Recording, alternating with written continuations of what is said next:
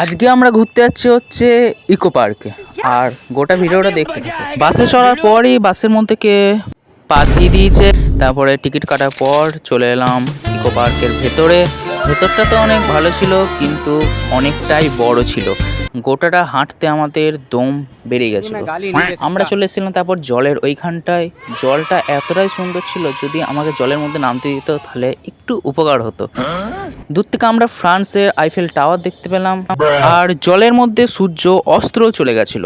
তারপরে আমরা খানিকটা ঘোরাঘুরি করলাম। তারপরে আমরা দুটো সিংহর সাথে দেখা হয়ে গেল, আর বুদ্ধদেবের সাথে খানিকক্ষণ কথাবার্তা করলাম ইউটিউব চ্যানেলটাকে একটুখানি গ্রো করার জন্যে। তারপরে আমি ভাবছিলাম যে এই বাসগুলো কি করে লাইট জ্বলছে। খানিক দেখা হলো সিংহর সাথে, যার মুখ দিয়ে জলও বেরোচ্ছে। আমরা তারপর চলে এলাম চায়নাতে। ওফ, কি আনন্দ চায়না আসার পর। একটুখানি চিং চ্যাং কথা বলার পর এইখানে চলে এলাম। এইখানে যেই হাত দেবে তার নাকি লাক খুলে যায়। তার জন্য আমি একটুখানি ঘুরিয়ে নিলাম।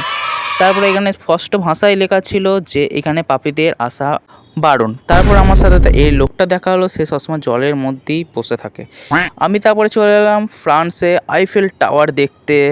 আজকের দিনটা অনেকটাই এনজয় করলাম। এরপর বাড়ি গিয়ে ভালো করে আঁকবো। Good bye.